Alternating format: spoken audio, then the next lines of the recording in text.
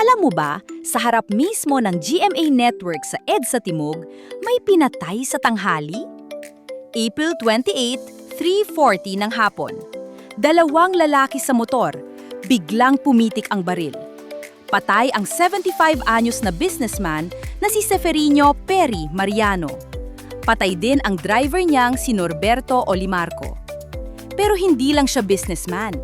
Kilala siya bilang Karoki Perry, billiards icon at dating presidente ng Nightclub Association.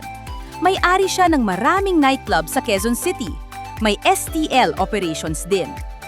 Puting hatchback ang sinasakyan nila. Pumitik ang nakaupo sa likod ng motor. Sa harap mismo ng GMA Network Center, dinala sila sa East Avenue Medical Center. Pareho silang hindi nakaligtas. Iniwan ng mga suspect ang Yamaha Mio 125 sa Scout Ralos. Nagkalit ng damit.